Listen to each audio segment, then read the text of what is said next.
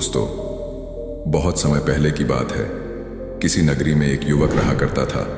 वह युवक बहुत ही शर्मीला था। वह इतना शर्मीला था कि जब भी उसके सामने कोई नया व्यक्ति आ खड़ा होता तो वह उससे बात तक नहीं करता था। यहाँ तक कि जिन्हें वह जानता था, पहचानता था, उनसे भी बात करने में उसे बहुत शर्माया करता था।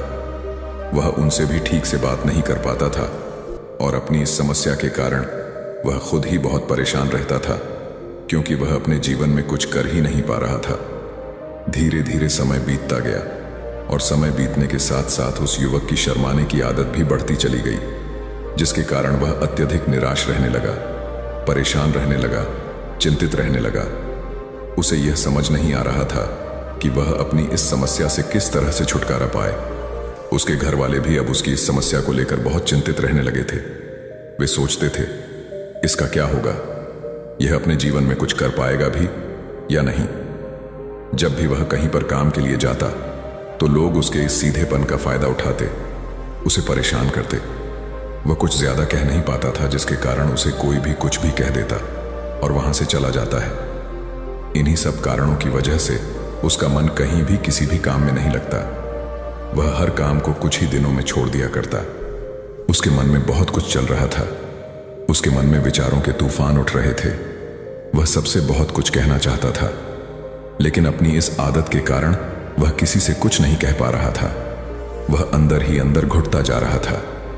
सारे विचार, सारी बातें उसके मन में ही दबी पड़ी थी, लेकिन कभी भी वह किसी से भी अपने मन की बात नहीं बताता था। जब छोटा सा बच्चा था तब उसे लोग बहुत पसंद करते थे। उसकी इस आदत को भी लोग सराहते, लेकिन इसी आदत की वजह से जब वह बड़ा हो गया, युवा हो गया, तो इसी आदत के कारण उसे अपना जीवन जीने में भी अत्यधिक परेशानियां उठानी पड़ रही थीं। और वह युवक भी अपनी इस गलती के कारण बहुत परेशान रहता। अपनी इस एक आदत से छुटकारा पाना चाहता था। वह चाहता था कि वह लोगों से अपने मन की बात खुलकर कह पाए। जो कुछ करना चाहता है, जो कुछ कहना चाहता है, वह सबसे वह खुलकर कह सके, कर सके। लेकिन जब भी कोई दूसरा उसके सामने आता तो उसकी जुबान मानो खुलती ही नहीं। यहां तक कि वह अपने माता पिता के सामने भी ठीक से बात नहीं कर पाता था। केवल उसके कुछ मित्र थे जिनसे वह अपने मन की बात कर पाता था। जब भी वह किसी बात का जवाब देता तो लोग उसकी हंसी उड़ाते थे, उसका मजाक बनाते। लोग कहते हैं कि आज तो तेरे मुंह में भी जबान आ गई है। यह समस्या दिन ब दिन बढ़ती चली जा रही थी और इस समस्या के कारण अब उसके पिता भी अत्यधिक चिंतित रहने लगे थे। वह चाहते थे कि उनका बेटा भी दूसरों के सामने अपने मन की बात रख सके, लेकिन एक दिन जब अपने उस बेटे को दूसरों के सामने शर्मिंदा होता हुआ देख रहे थे, तभी उन्हें बहुत क्रोध आया और वह अपने बेटे को खरी खोटी सुनाने लगे। उन्होंने उसे इतना डांट दिया कि वह युवा लड़का अत्यधिक क्रोधित हो गया और वहां से बिना कुछ कहे वहां से चला गया। शाम हो चुकी थी और अब तक उनका बेटा घर नहीं लौटा था। माता और पिता दोनों बड़े ही चिंतित थे। वे अपने बेटे को वापस घर पर देखना चाहते थे, लेकिन युवा लड़का तो भागते भागते पहाड़ की चोटी पर जा पहुंचा था। वह वहां से नीचे की ओर झांक रहा था और ईश्वर से कह रहा था, हे भगवान, आपने मुझे ऐसा क्यों बनाया? लोग मेरा मजाक उड़ाते हैं, लोग मेरी हंसी उड़ाते हैं। जब मैं इस दुनिया में अपने मन की बात रख ही नहीं सकता, मैं किसी से कुछ कह ही नहीं सकता, तो फिर मैं इस जीवन को जीकर क्या करूंगा? जब भी मैं किसी से कुछ कहने की कोशिश करता हूं तो लोग मेरा मजाक बनाते हैं, मेरी हंसी उड़ाते हैं। यहां तक कि वह मुझसे कुछ भी कहकर चले जाते हैं और मैं उनका जवाब नहीं दे पाता। ऐसा जीवन जीकर मुझे क्या मिलेगा? इसलिए मैं तेरे पास आ रहा हूं। इतना कहकर जैसे ही वह युवक कूदने की तैयारी कर रहा था कि तभी पीछे से आवाज सुनाई पड़ी, बेटा, जान देना तो बहुत आसान है, लेकिन इस जान को तुम वापस नहीं पा सकोगे। जैसे ही यह आवाज उसके कानों में पड़ी, वह पीछे मुड़कर देखने लगा। उसने जैसे ही पीछे मुड़कर देखा, उसने पाया कि एक बौद्ध भिक्षु उसके पीछे खड़े हैं। उन्हें देखकर वह डर सा गया और अपने कदम पीछे खींच लिए और चुपचाप वहां पर खड़ा हो गया। अपनी आदत के कारण वह उनसे कुछ कह नहीं पा रहा था। तभी वो भिक्षु उस युवक से कहते हैं, बेटा, क्या बात है? आखिर तुम यहां पर क्या कर रहे हो और तुम अपने इस जीवन को क्यों समाप्त करना चाहते हो? यह अनमोल जीवन बहुत कम लोगों को नसीब होता है। व्यर्थ लगता है। इस पर वह युवक कहता है, नहीं नहीं, कुछ नहीं, मैं तो बस यहां पर खड़ा होकर देख रहा था। तभी बौद्ध भिक्षु उस युवक से कहते हैं, बेटा, मैं जानता हूं कि तुम यहां पर क्या करने आए थे। तुम मुझसे कुछ नहीं छुपा सकते, लेकिन मैं चाहता हूं कि तुम अपनी समस्या मुझसे खुद बताओ, तभी मैं उसका समाधान तुम्हें बता पाऊंगा। यदि तुम चाहते हो कि कोई तुम्हारी मदद करे, तो उसके लिए पहले तुम्हें ही आगे बढ़ना होगा। यदि तुम चाहते हो कि मैं तुम्हारी समस्या का समाधान करूं, तो तुम्हें मुझे अपनी समस्या बतानी होगी, वरना मैं कुछ नहीं कर सकूंगा। उन बौद्ध भिक्षु की यह बात सुनकर वह युवक कहता है, नहीं नहीं, मैं ठीक हूं, मैं सच कह रहा हूं। उस युवक की यह बात सुनकर बौद्ध भिक्षु उस युवक से कहते हैं, ठीक है बेटा, यदि तुम नहीं चाहते कि मैं तुम्हारी मदद करूं तो कोई बात नहीं, मैं तुम्हारी बात पर विश्वास कर लेता हूं। लेकिन तुम्हें भी मेरी एक बात पर विश्वास करना चाहिए कि मैं तुम्हारी मदद के लिए ही यहां पर आया हूं। तुम चाहो तो तुम अपनी समस्या मुझे बता सकते हो, और मैं तुम्हारी इस समस्या का समाधान भी अवश्य करूंगा। इसका जवाब देते हुए युवक उन बौद्ध भिक्षु से कहता है, नहीं नहीं, मैं ठीक हूं, आप जाइए। इस पर वह बौद्ध भिक्षु उस युवक से कहते हैं, ठीक है बेटा, यदि तुम चाहते हो कि मैं यहां से चला जाऊं, तो मैं यहां से चला जाता हूं। लेकिन मेरी एक बात याद रखना, मेरे जाने के बाद मैं तुम्हारी कोई मदद नहीं कर पाऊंगा, और हो सकता है कि तुम्हारी मदद के लिए कोई और आगे भी ना आए। इतना कहकर बौद्ध भिक्षु पीछे की ओर मुड़े और अपने मार्ग में आगे बढ़ने लगे। वह युवक वहीं पर खड़ा होकर यह सब देख रहा था। जैसे ही वह कुछ दूर पहुंचे, तभी उस युवक ने जोर से आवाज लगाई, गुरुदेव, मेरी समस्या बहुत बड़ी है, क्या आप उसका समाधान कर सकेंगे? क्या आप मुझे उसका समाधान दे सकेंगे? यह सुनकर बौद्ध भिक्षु वहीं पर खड़े हो गए और पीछे मुड़कर उन्होंने उस युवक की बात का जवाब देते हुए कहा, बेटा, इस दुनिया में कोई भी ऐसी समस्या नहीं है जिसका कोई समाधान ना हो। यदि तुम मुझे अपनी समस्या बताओगे तो मैं उसका समाधान अवश्य करूंगा। तभी वह युवक उन बौद्ध भिक्षु से अपनी समस्या बताते हुए कहता है, गुरुवर, मेरी एक बहुत बड़ी समस्या है कि मैं शर्मीला हूं, जिसके कारण मैं किसी से कोई बात नहीं कर पाता। यहां तक कि मैं अपने मन की बात भी किसी को नहीं बता पाता। जब भी मैं किसी से बात करने की कोशिश करता हूं तो लोग मेरा मजाक उड़ाते हैं, मेरी हंसी उड़ाते हैं। जब भी मुझे कोई खरी खोटी सुनाता है, उलटी सीधी बातें कहता है, तो मैं उनका जवाब नहीं दे पाता। मैं लोगों की तरह चालाक बनना चाहता हूं, लोगों की तरह बातों का जवाब देना चाहता हूं, अपने मन की बात करना चाहता हूं। मैं इस दुनिया के साथ कदम से कदम मिलाकर आगे बढ़ना चाहता हूं। क्या इसका कोई समाधान होगा? उन बौद्ध भिक्षु ने उस युवक की सारी बातें ध्यानपूर्वक सुनी और फिर जवाब देते हुए कहते हैं, बेटा, जरूरत से ज्यादा शर्मीला होना, इसका अर्थ यह है कि तुम्हारे अंदर कोई डर है जिसे तुम पहचान नहीं पा रहे हो, जिसका कारण उसका समाधान करने में भी असमर्थ है। शर्म करना अलग बात है और डरना अलग है। जब हमारे भीतर डर होता है, तब हम कहीं भी किसी से भी कोई भी बात नहीं कर सकते। हमें चारों तरफ केवल डर ही नजर आता है और हम हर जगह से डरते ही रहते हैं, लेकिन इसे शर्माना नहीं कहते। शर्म तो बस एक हद तक तुम्हें चुप रख सकता है। फिर वह बौद्ध भिक्षु उस युवक से कहते हैं, बेटा, तुम सबसे अधिक किससे शर्माते हो? युवक इसका जवाब देते हुए कहता है, गुरुवर, मुझे अपने पिता से बात करने में बहुत शर्म आती है, मैं उनके सामने कुछ बोल ही नहीं पाता। तभी वह बौद्ध भिक्षु उस युवक से कहते हैं, अच्छा, तो ये बताओ, जब तुम अपने पिता से बात कर रहे होते हो या फिर बात करने का प्रयास करते हो, तो तुम्हारे मन में कैसे ख्याल आते हैं? युवक इसका जवाब देते हुए कहता है, गुरुवर, जब भी मैं अपने पिता से बात करने का प्रयास करता हूं, तो मुझे ऐसा लगता है कि मानो मेरे पिता अभी मुझे डांट देंगे, मुझ पर क्रोध करेंगे, मुझसे नाराज हो जाएंगे, और कहीं ना कहीं मुझे यह भी लगता है कि मैं कुछ गलत बात ही करूंगा। यहां तक कि मेरे मन में ऐसे भी ख्याल आते हैं कि शायद मेरे पिता मुझसे प्यार ही नहीं करते। परंतु गुरुवर, आप कहते हैं कि शर्म अलग है और डरना अलग बात है, तो क्या कोई ऐसा उपाय है जिससे मुझे डर ही ना हो? क्या कोई ऐसा रास्ता है जिससे मेरे अंदर का यह डर पूरी तरह से समाप्त हो जाए? कृपा करके मुझे इस समस्या का समाधान बताइए। मुझे अपने इस डर से बाहर निकलना है। मुझे लोगों की तरह अपने इस जीवन को खुलकर जीना है। उस युवक की यह सारी बातें सुनकर बौद्ध भिक्षु उस युवक से कहते हैं, जाओ और अपने पिता से कहो कि मुझे कुछ काम करना है और उसके लिए मुझे आपसे कुछ धन चाहिए। यदि तुम उनसे धन मांगने में कामयाब हो गए तो मैं तुम्हें तुम्हारी समस्या का समाधान अवश्य बताऊंगा। वह युवक काफी घबरा गया। उसने उन गुरुवर से कहा, हे गुरुवर, मुझे यह कार्य ना दीजिए, मैं उनसे कुछ नहीं कह पाता। उनके सामने तो मेरी बोलती तक बंद हो जाती है। मैं उनसे धन भला कैसे मांगूंगा। यह बात सुनकर बौद्ध भिक्षु उस युवक से कहते हैं, तब तो तुम्हारी समस्या का कोई भी समाधान नहीं है और ना ही तुम कभी भी अपने जीवन को खुलकर जी पाओगे। यह बात सुनकर युवक उन भिक्षुओं से कहता है, गुरुवर, ऐसा ना कहे, कृपा करके मुझे कोई और कार्य बताइए, कोई ऐसा कार्य जिससे मेरे अंदर का डर पूरी तरह से समाप्त हो जाए। कोई ऐसा समाधान बताइए। इसका जवाब देते हुए वह बौद्ध भिक्षु उस युवक से कहते हैं, बेटा, यदि तुम्हें अपने अंदर के डर को समाप्त करना है तो पहले तुम्हें मेरा यह कार्य करना होगा जो मैंने तुम्हें कहा है।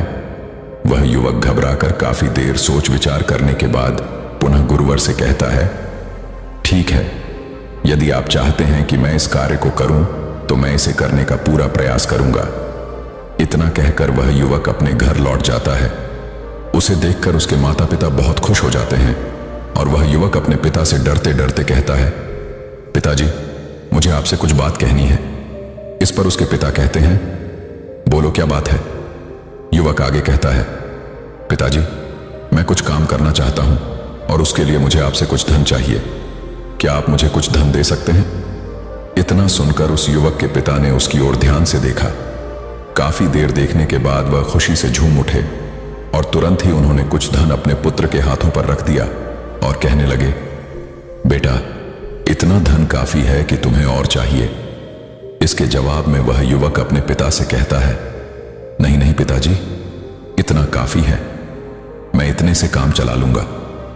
वह युवक को उस धन को लेकर तुरंत दौड़ा दौड़ा उन बौद्ध भिक्षु के पास लौटा था और जो धन उसने अपने हाथों में ले रखा था, गुरु को धन दिखाते हुए वह कहता है, गुरुवर, जैसा आपने कहा था, मैं धन लेकर आपके पास आ चुका हूं। मैंने अपने पिता से धन मांग लिया है। अब मुझे आप मेरी समस्या का समाधान बताओ। तभी बौद्ध भिक्षु उस युवक से कहते हैं, अरे, इतनी जल्दी क्या है, अभी तो तुम्हें मेरे लिए एक और काम करना है, तभी मैं तुम्हें तुम्हारी समस्या का समाधान अवश्य बताऊंगा। और यदि तुम मेरे लिए इस कार्य को पूरा नहीं कर सके तो मैं तुम्हें कभी भी तुम्हारी समस्या का समाधान नहीं बताने वाला। तभी वह युवक उन बौद्ध भिक्षुओं से कहता है, हे गुरुवर, अभी तो मैंने आपके लिए एक काम किया है, अभी आप मुझे एक और काम करने के लिए कह रहे हैं। तभी बौद्ध भिक्षु उस युवक से कहते हैं, हां, तुम्हें मेरे लिए एक और काम करना ही होगा। वह युवक एक बार फिर से काफी देर सोच विचार कर उन बौद्ध भिक्षु से कहता है, अच्छा ठीक है, बताइए, अब मुझे क्या करना है। इसके जवाब में बौद्ध भिक्षु उस युवक से कहते हैं, जाओ और यह धन जो तुमने अपने पिता से मांग कर लाया है, इस धन को वापस अपने पिता को लौटा दो और साथ साथ यह भी कहना कि पिताजी, मैं अभी काम नहीं करना चाहता हूं, लेकिन जब समय आएगा तो मैं आपसे यह धन वापस ले लूंगा और उससे अपना काम पूरा करूंगा।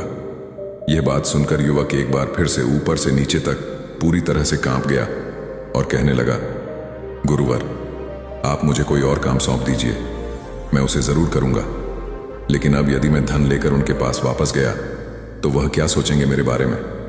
मैं तो शर्मिंदा हो जाऊंगा उनके सामने, इसलिए गुरुवर कृपया करके मुझे कोई और काम दे। तभी बौद्ध भिक्षु उस युवक से कहते हैं, बेटा, जो काम मैंने तुम्हें सौंपा है, तुम्हें उसी कार्य को पूरा करना होगा, अन्यथा तुम्हारी समस्या का समाधान मैं तुम्हें नहीं बताने वाला। काफी देर सोच विचार करने के बाद वह उन भिक्षु से कहता है, ठीक है गुरुवर, मैं वापस जाता हूं और यह धन लौटाकर मैं अभी आता हूं। वह तुरंत दौड़ा दौड़ा अपने पिता के पास वापस लौटा और उसने अपने पिता से कहा, पिताजी, मैं यह धन अभी नहीं लेना चाहता, अभी यह धन आप मुझसे वापस ले लीजिए। जब मुझे कोई काम पड़ेगा तो मैं आपसे यह धन वापस ले लूंगा। उसके पिता ने उस युवक की तरफ घूर घूर कर काफी देर तक देखा और फिर मुस्कुराते हुए कहने लगे, बेटा, मैं समझता हूं कि किसी भी काम को शुरू करने से पहले हमें उसके बारे में जानकारी इकट्ठा करनी चाहिए। उसके बारे में समझना जरूरी है। कब, क्या, कैसे और कब तक करना है, इसके बारे में भी हमें जानकारी लेनी जरूरी है। कोई भी काम ऐसे ही नहीं शुरू किया जा सकता। उसमें हम नहीं होंगे या फिर नहीं, इसका भी अनुमान हमें लगाना पड़ता है। और जब हम इन सभी के बारे में सही जानकारी प्राप्त कर लेते हैं, तभी हमें धन लगाना चाहिए। मुझे बहुत खुशी है कि तुमने यह सही निर्णय लिया है।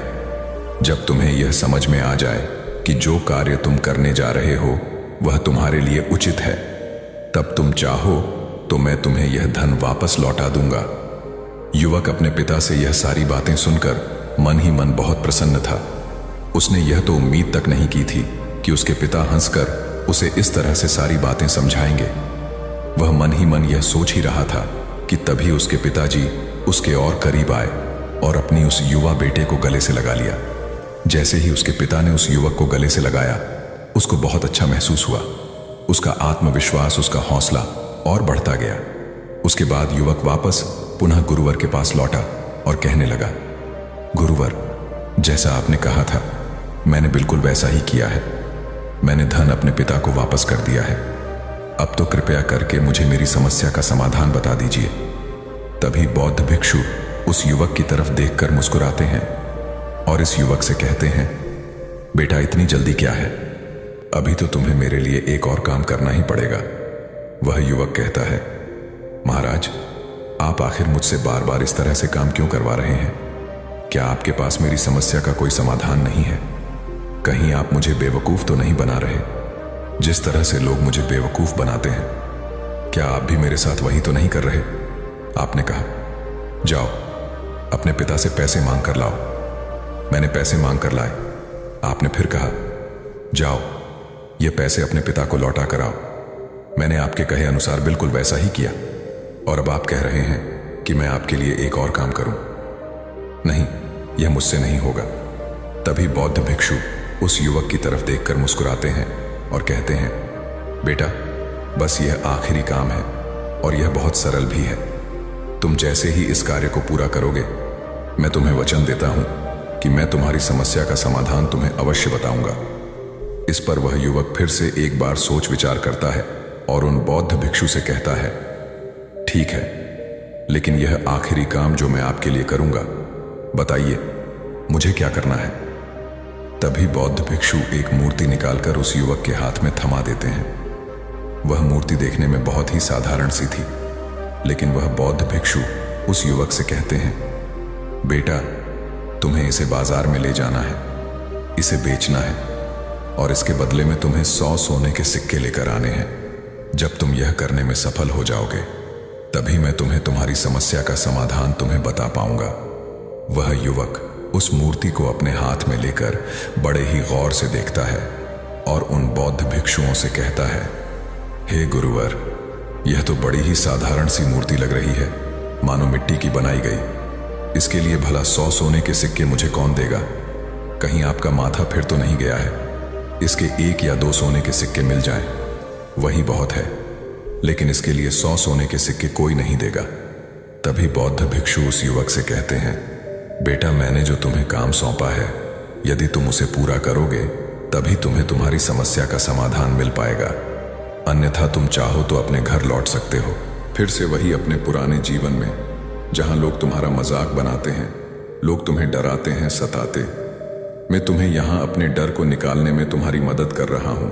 तुम मेरे यहां काम करके अपने डर को धीरे धीरे भगा पाओगे। मेरे इस काम को पूरा कर दो, तुम्हें सब समझ आ जाएगा। वह युवक उन बौद्ध भिक्षुओं की बात सुनकर मन ही मन यह विचार करता है कि मुझे तो मेरी समस्या का समाधान किसी भी हालत में चाहिए, जिस कारण वह उस मूर्ति को उठाकर बाजार की ओर चल पड़ता है। बाजार पहुंचकर वह एक जगह चुपचाप उस मूर्ति को लेकर खड़ा हो जाता है और इंतजार करने लगता है कि कोई आएगा और उसे उस मूर्ति के बारे में पूछेगा, और तब वह उस मूर्ति के लिए 100 सोने के सिक्के की मांग करेगा। देखते ही देखते काफी समय बीत गया, लेकिन अभी तक उसके पास कोई भी व्यक्ति नहीं आया था। उसने आसपास देखा तो लोग चिल्ला चिल्ला कर अपने सामानों को बेच रहे थे, जोर जोर से आवाज लगा रहे थे। उसने भी सोचा, यदि मुझे अपनी इस मूर्ति को बेचना है तो मुझे भी जोर जोर से आवाज लगानी होगी। उस युवक ने चिल्लाना शुरू किया, लेकिन वह इतनी जोर से नहीं चिल्ला रहा था। उसकी आवाज उसे खुद तक सुनाई नहीं पड़ रही थी, तो भला उसकी आवाज को दूसरे कैसे सुनते, जिस कारण उसे कोई भी व्यक्ति खरीदने के लिए तैयार नहीं था। धीरे धीरे शाम का समय हो चुका था और उस व्यक्ति को यह डर था कि कहीं वह बौद्ध भिक्षु वहां से कहीं चला ना जाए, अन्यथा उसे उसकी समस्या का समाधान कौन देगा। यह सोचकर उसने जोर जोर से आवाज लगानी शुरू की कि 100 सोने के सिक्के में यह मूर्ति ले लो। उसकी आवाज सुनकर लोग उसके पास आने लगे और उससे यह सवाल करने लगे, इस मूर्ति में ऐसा क्या है जो तुम इसके लिए 100 सोने के सिक्कों की मांग रहे हो? इसके अंदर ऐसा कुछ तो खास होगा ही। युवक काफी देर सोच विचार कर उस युवक से कहता है, नहीं नहीं, मुझे कुछ नहीं पता, मैं तो बस यह मूर्ति यहां पर बेचने आया हूं। तभी उसमें से एक युवक उस युवक से कहता है, अगर ऐसी बात है तो इस मूर्ति को कोई नहीं खरीदने वाला। आखिर इस मूर्ति में ऐसा क्या खास है जिसके लिए तुम सोने के सिक्के की मांग कर रहे हो? यह तो तुम्हें बताना ही पड़ेगा।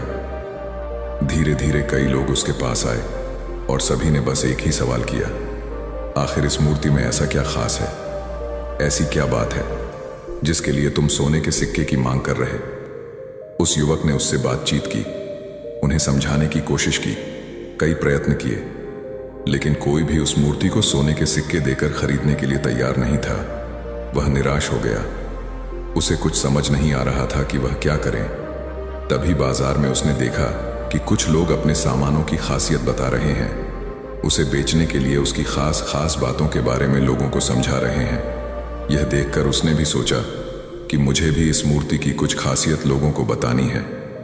उसने फिर एक बार जोर जोर से आवाज लगानी शुरू की, समस्या का समाधान निकालने वाली मेरी गुरु की इकलौती मूर्ति, जो इस दुनिया में केवल एक ही है, जिसके पास भी यह मूर्ति होगी उसके घर में कोई समस्या नहीं होगी। यह मूर्ति उस समस्या का समाधान तुम्हें अवश्य बताएगी।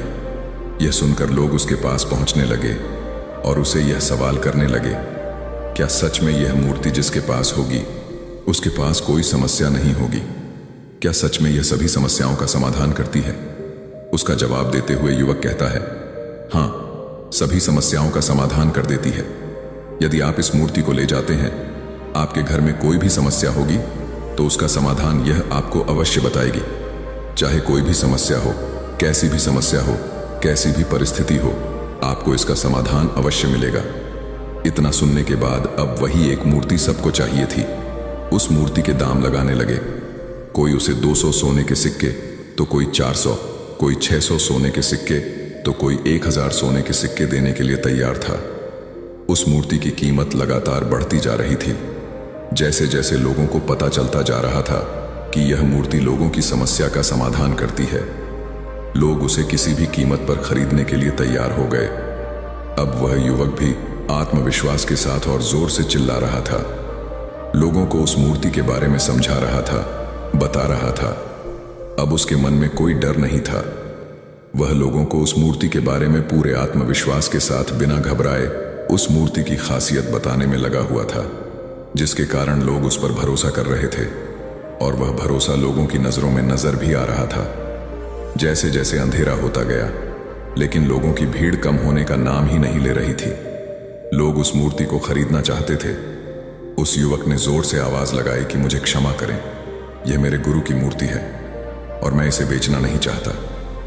इतना कहकर वह युवक उस मूर्ति को लेकर वापस खाली हाथ लौट आया और उन गुरुवर के पास पहुंचा और उन गुरुवार से कहने लगा, हे गुरुदेव, आपका बहुत बहुत धन्यवाद। इस मूर्ति ने मेरी समस्या का समाधान कर दिया। मुझे समझ में आ गया कि मेरी क्या समस्या थी। हालांकि मैं इसे बेचकर सोने के सिक्के तो आपके लिए नहीं ला पाया, लेकिन मुझे मेरी समस्या का समाधान अवश्य मिल गया। आपका बहुत बहुत धन्यवाद। इस बात को सुनकर बौद्ध भिक्षु उस युवक से कहते हैं, बेटा, मैंने तुम्हारी समस्या का समाधान नहीं किया है, तुमने तो खुद ही अपनी समस्या का समाधान किया। अपनी समस्या तुमने खुद ही सुलझा ली है। तुम्हारे मन में हजारों सवाल थे। मैं यह करूंगा तो लोग मेरे बारे में क्या सोचेंगे? यदि मैं अपना मुंह खोलूंगा तो लोग मेरे पर हंसे। यदि मैंने मुंह खोला तो मैं कुछ गलत ही करूंगा। ऐसे कई सारे विचार तुम्हारे मन में थे। ऐसे कई सारे डर तुमने अपने मन में पाल रखे थे, लेकिन जब इस मूर्ति के बेचने के दौरान तुमने उन हजारों लोगों का सामना किया, उनके सामने खुलकर अपनी बात रखी, उनके सामने खुलकर वह कहा जो तुम्हें कहना था, तो तुम्हारे मन का डर खुद ब खुद समाप्त हो गया। जिसे तुम शर्माना कहते थे वह अपने आप ही तुम्हारे भीतर से कहीं गायब हो गया। युवक अपने गुरु की यह बात सुनकर अपने गुरुवर से कहता है, गुरुवर, आप सही कहते हैं। आपने आज मेरे मन में वह विश्वास जगा दिया है जिससे मैं अब अपने जीवन में कुछ भी हासिल कर सकता हूं। आपका बहुत बहुत धन्यवाद।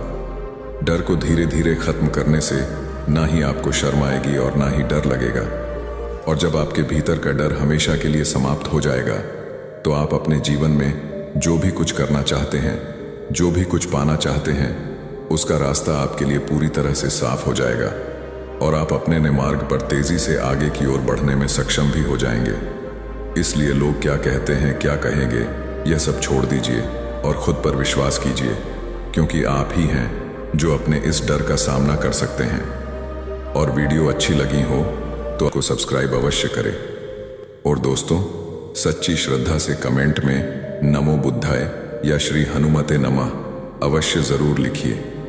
धन्यवाद।